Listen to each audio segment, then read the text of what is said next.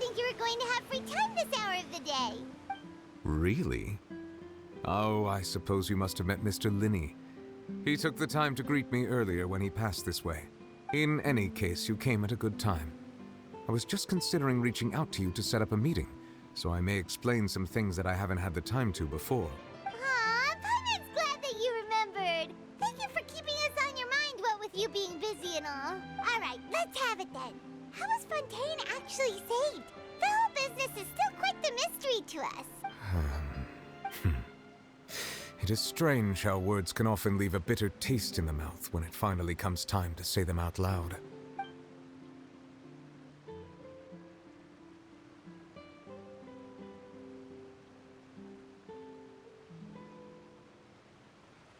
Whoa. So that's what happened? Focalor destroyed the divine throne of the Hydro Archon and restored your power to you, transforming you into a fully fledged elemental dragon sovereign!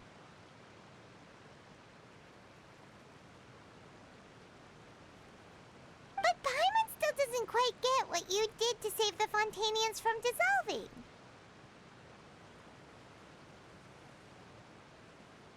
For me, the authority of the ancient dragons refers to absolute control over the hydro element. Fontainians were incomplete humans born of Egeria's use of the power of the primordial sea, with constitutions similar to that of mimics. But so long as those primordial energies remain within them, I could use the ancient dragon's authority to grant them true blood, after the fashion in which life was first brought into being on this planet. In other words, when I gave my verdict, Fontainians became true humans, and thus would naturally no longer be dissolved by water from the primordial sea. Focalor must have counted on you to make that decision as well. Your verdict was the key to making the prophecy appear to have come true while saving everyone. Yeah, and in a manner of speaking, Focalor finally managed to fulfill the original Hydro Archon's wish to turn Oceanids into real people too!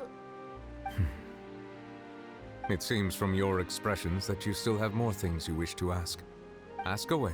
I will tell you the truth as I know it. I have investigated his case along many avenues, and I have learned that he once fell into an unknown chasm when he was young.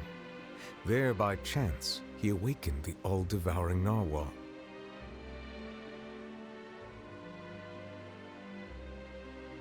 But whether it be by sentiment or reason, that should not have been enough to consider him the root cause of the disaster. At most, he would have had tangential liability.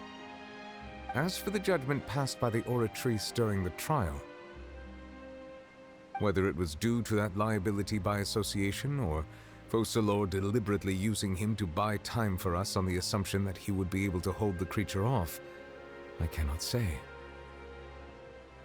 Guess Focalor had Fontainians in mind the whole time. In the end, it was thanks to her that they finally became real humans. Hang on a second. Paimon suddenly got another question. Back when Fontainians hadn't yet become real humans, were the children they had also transformed Oceanids? Life has always flowed like water. Do you recall how Fontainians would often come to the Fountain of Lucine to pray for children?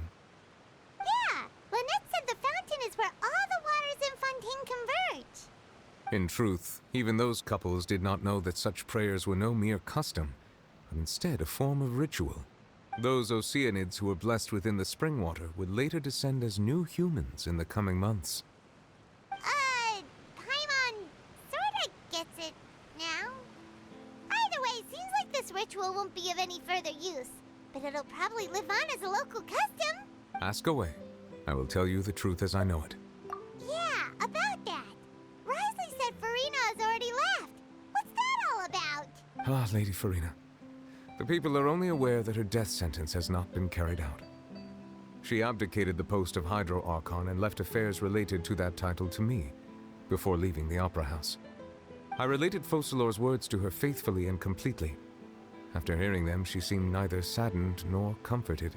She simply said that she was tired and needed to rest. Having said that, she then packed her things and moved out of the Opera House, not unlike how an ordinary person might. But she's still got a place to stay, right? You need not worry. I will make arrangements to ensure that she will not want for food, clothing, board, or travel. In truth, I am somewhat happy for her. The wear and tear on her spirit will, of course, take time to heal. But now that she no longer has to play the role of Focalor the Hydro Archon, she can finally lay down her burdens and lead a normal life. What about you then? What are your plans now that you've regained your full powers as the Hydro Dragon? After Focalor passed on, the Oratrice also ceased to function. This matter will directly affect our trials. After much careful consideration, I've decided to take over its role in our courts. From now on, I shall hear cases and pass verdicts by myself. Looks like you're still considering stuff from the perspective of the Udex, huh? As an elemental dragon, there are indeed many things that I must do. But this power and this duty, in a manner of speaking, you could say that both were granted to me. As such, before I attend to my other responsibilities, I must first and foremost continue to serve Fontaine as its highest judge. The duty of the Hydro Sovereign and the duty of the Udex shall coexist within my person. Additionally, the Hydro Archon's departure has brought about another problem, which is that the Opera House shall no longer produce indemnitium. That's true. That power was derived from the people's faith in the Hydro Archon, wasn't it? Wait, but the various mechs and machines in the city are all still okay. Where are they getting their energy from? As I am now, I have full command over New Musia, and it can serve as a complete substitute. Another reason why I cannot quite leave Fontaine immediately. Wow. This ancient dragon's authority stuff is really quite useful, huh? Ask away. I will tell you the truth as I know it. Oh, that's right! They say you've given it to the knave as a diplomatic gift or something! Leaving aside their intentionality, the two Fatui Harbingers have indeed done much for us during this crisis. Their sole remaining goal in Fontaine, at least at this point, would seem to be the Gnosis. The Oratrice has ceased to function. The Hydro Archon's divine throne is now no more, and I do not need the Gnosis's power.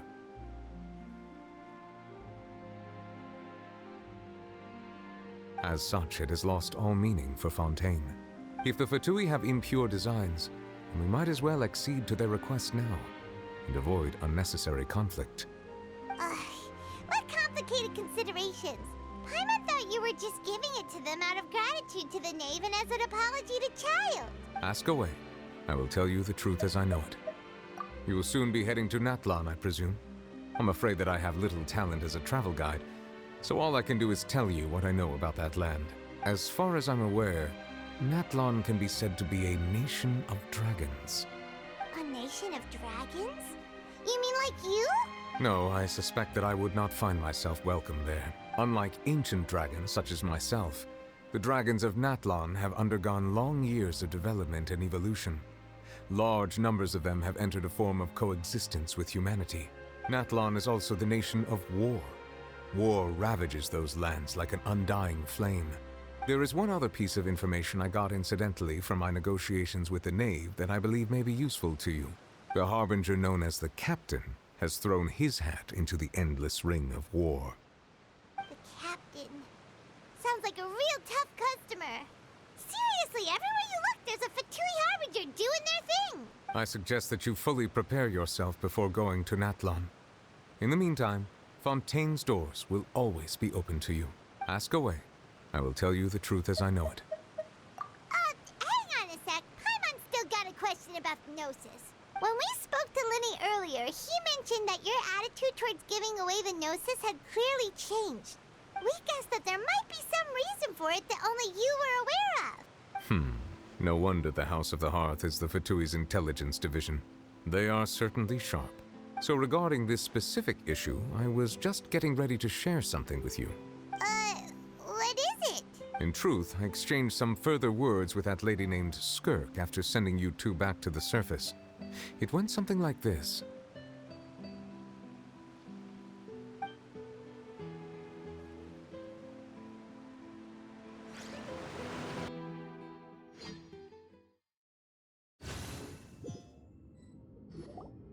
Well, we're going to head topside to see what's going on. You hurry over soon as well, all right, Nervalet?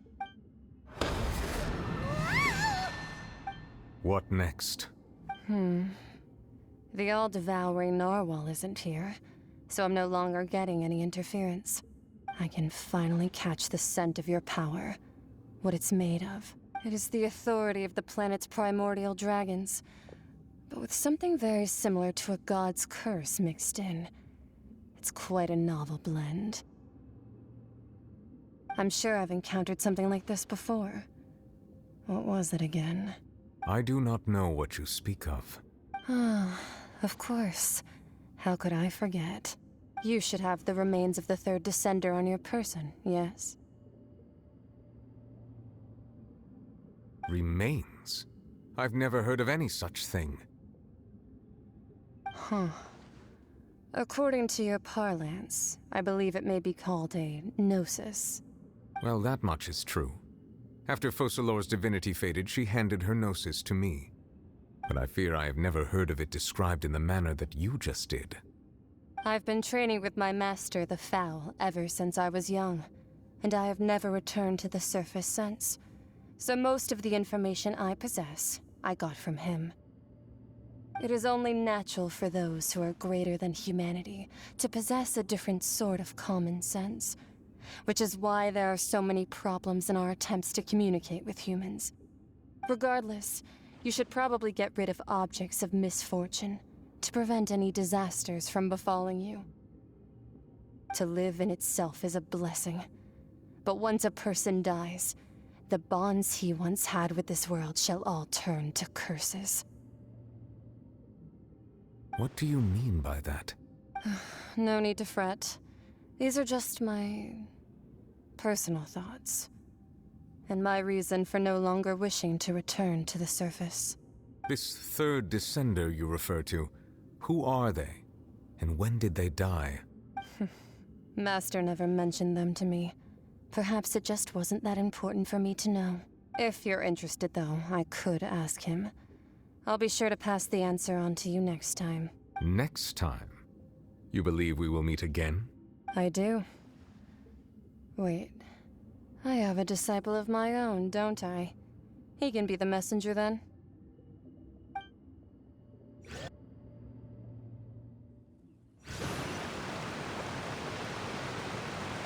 That's what she told me. Whether it would prove useful or not, I wanted to pass that information on to you. The remains of the third descender? So that's what the Gnosis actually are. Paimon just thought they looked like chess pieces. How could they be a person's remains? All the same, assuming that there was no misunderstanding or special metaphor at play, that is what she meant to say. And she said that it would bring misfortune and that you should check it, which is why you gave it to the Fatui. If she speaks the truth, then I would simply be putting Fontaine at unnecessary risk by keeping it here.